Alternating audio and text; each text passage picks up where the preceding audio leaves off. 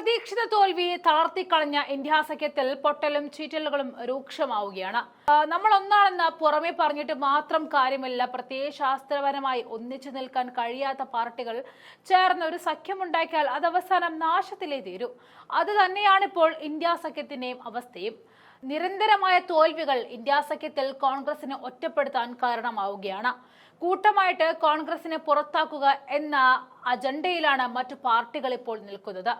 അതിന്റെ ഭാഗമായിട്ടാണ് ഉദ്ധവും ശരത് പവാറും അഖിലേഷ് യാദവും മമതയും ഡൽഹി തെരഞ്ഞെടുപ്പിൽ കോൺഗ്രസിനെതിരെ നിൽക്കുന്ന ആം ആദ്മിക്ക് പിന്തുണ നൽകി രംഗത്തേക്ക് വന്നത്.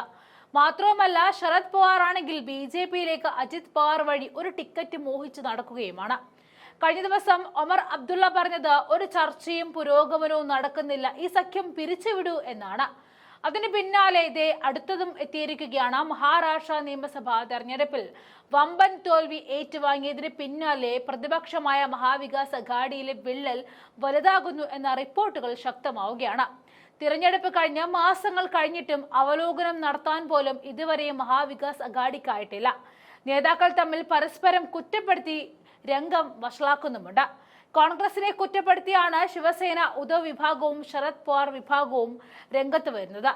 എന്നാൽ തിരഞ്ഞെടുപ്പിൽ MVAയുടെ പരാജയത്തിന് നിരവധി കാരണങ്ങൾ ഉണ്ടെന്ന് പറയുകയാണ് മുൻ പ്രതിപക്ഷ നേതാവും മുതിർന്ന കോൺഗ്രസ് MLAയുമായ വിജയ് വഡേത്തിവാൾ. സീറ്റ് വിഭജനം വൈകിയതാണ് ഒരു കാരണമായിട്ട് വിജയ് പറയുന്നത്. ഏകദേശം 20ഓളം ദിവസമെടുത്താണ് പ്രശ്നങ്ങൾ പരിഹരിക്കാനായത്. അതുമൂലം പ്രചാരണത്തിന് വേണ്ടത്ര സമയം ലഭിച്ചില്ല. നാനാ പടോലെയും സഞ്ജയ് റാവത്തും അടക്കമുള്ള നേതാക്കൾ അവിടെ ഉണ്ടായിരുന്നിട്ടും തർക്കം പരിഹരിക്കാൻ കഴിഞ്ഞില്ല എന്നും വിജയ് പറയുന്നുണ്ട്. അതേസമയം കോൺഗ്രസിനെ കുറ്റപ്പെടുത്തിയാണ് ശിവസേന ഉദ്ധവ് വിഭാഗം നേതാവ് സഞ്ജയ് റാവത്ത് ഇതിനെ നേരിട്ടത്. സീറ്റ് വിഭജന ചർച്ചയ്ക്കിടെ കോൺഗ്രസ് സംസ്ഥാന ഘടകം ശക്തമായ വിലപേശൽ നടത്തിയപ്പോൾ കേന്ദ്ര നേതൃത്വം ഇടപെട്ടില്ല എന്നാണ് സഞ്ജയ് പറയുന്നത്. നിരവധി നിയമസഭാ സീറ്റുകളിൽ ശരത് പവാറിന്റെ പാർട്ടിക്കും തങ്ങൾക്കും മികച്ച സ്ഥാനാർത്ഥികൾ ഉണ്ടായിരുന്നു. എന്നാൽ അവിടങ്ങളിലൊക്കെ കോൺഗ്രസ് അവകാശവാദം ഉന്നയിച്ചു.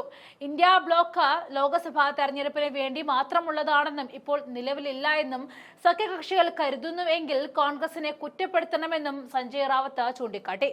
ചർച്ചകളൊന്നും ഇപ്പോൾ നടക്കുന്നില്ല. ലോക്സഭാ തെരഞ്ഞെടുപ്പിൽ തങ്ങൾ ഒരുമിച്ച് പോരാടിയിരുന്നു, അതിന് മികച്ച ഫലം ലഭിക്കുകയും ചെയ്തു. ഭാവി പരിപാടികളും മറ്റും ആസൂത്രണം ചെയ്യാൻ ഒരു യോഗം ഉണ്ടാകേണ്ടതായിരുന്നു. ഇക്കാര്യത്തിൽ മുൻകൈ എടുക്കേണ്ടത് കോൺഗ്രസിന്റെ ഉത്തരവാദിത്തമായിരുന്നുവെന്നും സഞ്ജയ് പറയുന്നുണ്ട്. അതേസമയം കോൺഗ്രസ് നേതാക്കളെ കുറ്റപ്പെടുത്തിയാണ് ശരത് പവാർ NCP വിഭാഗവും രംഗത്തെത്തിയത്. മുതിർന്ന നേതാക്കൾ പരസ്യമായി പ്രതികരിക്കുന്നതിന് മുൻപ് കാര്യങ്ങൾ ചർച്ച ചെയ്യണം എന്നാണ് ശരത് പവാർ വിഭാഗം MLA ജിതേന്ദ്ര അവാദ് പറഞ്ഞത്. പ്രതിപക്ഷ നേതാവായിരിക്കവേ ലഭിച്ച തന്റെ ഔദ്യോഗിക ബംഗ്ലാവ് വധേരിവാൾ ഇപ്പോഴും ഒഴിഞ്ഞിട്ടില്ല എന്നാണ് അറിയുന്നത്.